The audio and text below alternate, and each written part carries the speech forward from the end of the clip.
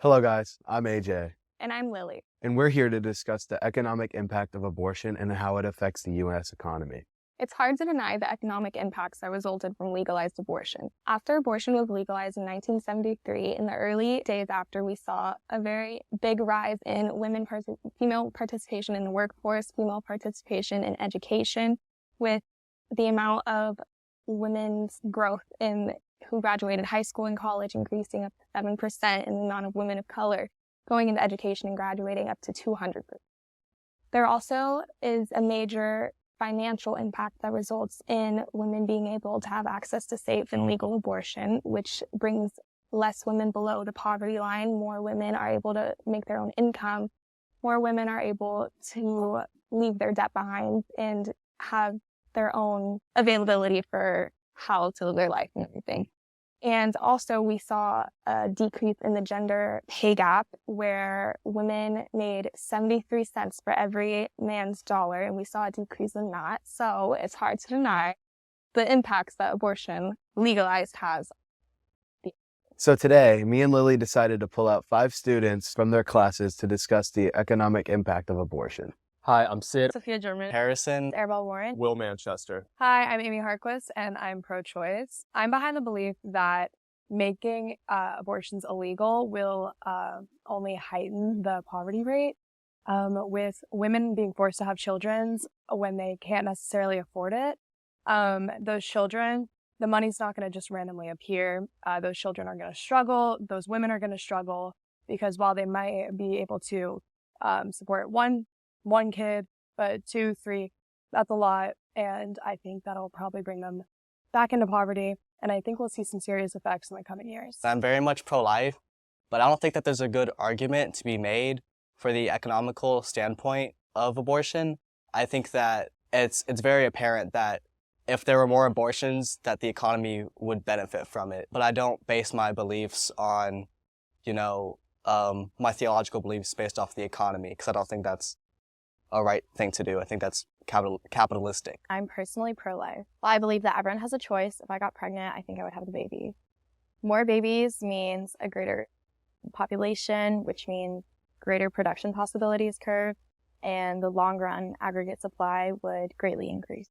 Forcing people to have abortions is just pushing up the poverty line because you're not, wealth doesn't just generate, so you're just forcing more people into poverty-stricken areas, and it's going to be really hard for them to get out of it.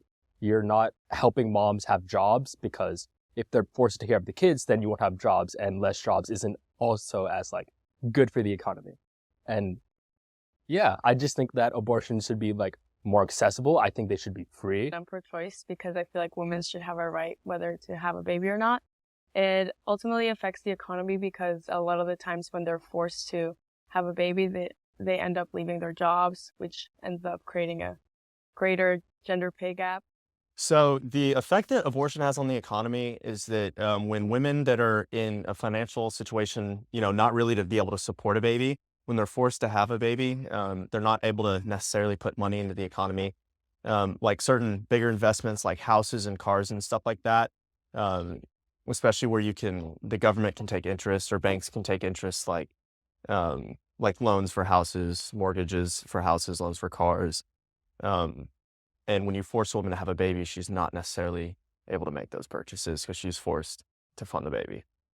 So as you can see, with all these very different viewpoints and standpoints about abortion and the economy, it's very difficult to piece together, solutions for all of this. But me and Lily compiled 3 solutions to be able to figure out how we can better the economy, and if not, make people's lives just a little better. Apart from our subjects.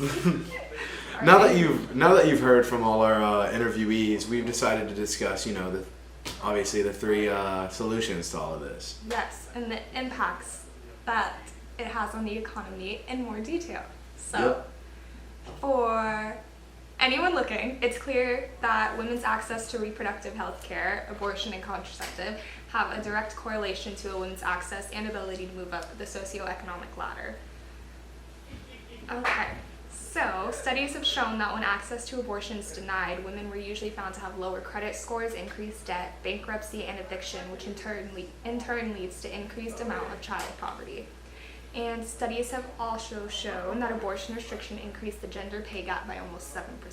So it's clear that, with the gender pay gap being such a controversial thing nowadays, we believe that abortion, like removing it outright, would actually increase the gender wage gap by a ton, maybe threefold. Due to the amount of people or less women having access to being in the workforce due to having to provide for a child, but not having the means to be able to provide for a child, because it's just a cycle. Okay, so here are some of our little just notes on how abortion and the economy, and then we'll go into our solutions. So, without access to safe abortion, female participation in the workforce will drastically decrease. The amount of women that will be completing high school and moving on to college will decrease. Sorry. Oh, no, you're good. So with the economy now, we need people to be able to graduate to go into the workforce. So taking away abortion would actually decrease the amount of people who graduate high school and college. And we already have a big problem with that. So removing abortion outright would even make it even worse. And if you're thinking about all of the female-dominated workforce industries like teachers, childcare, nurses, etc., without these women having access to go to school and further their education and move on into the workforce, those jobs would also decrease in their participation. So, for our solutions, we have one kind of in the middle, two very controversial ones. So, for our first one, it is mandatory vasectomies for all men that can be reversed after marriage. So, with this solution, it's very out there. It's not a very... So, for me personally, I would want to have a mandatory vasectomy because, I want what I want with my body. That's what we're talking about mainly, is like freedom of choice to do what you want with your body. And I think mandatory vasectomies would kind of harm that a little bit. It would kind of be, what's the word? Contradictory. Yeah. Yeah, so with that, it obviously, using it as a solution, it would obviously decrease the amount of unwanted pregnancies before marriage, so like especially in teens and in different circumstances, but it's obviously not a very popular solution, one that anyone wants really.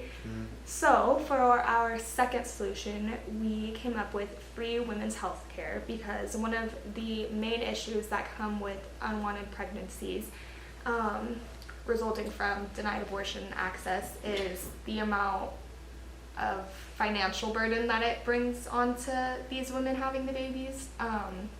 So to decrease the impacts of unwanted children have on women financially, we would provide reproductive health care for women.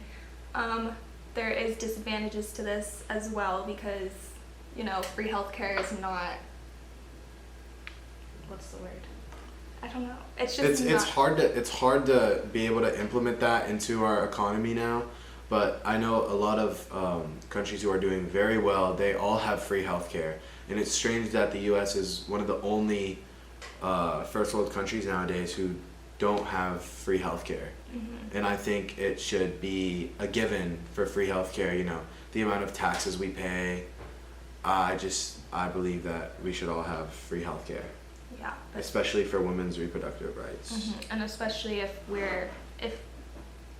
abortion access is denied, then of course to ease the financial burden, which then would lead to poverty or debt, anything like that, it would make sense to have free women's health care, because having a child is very expensive.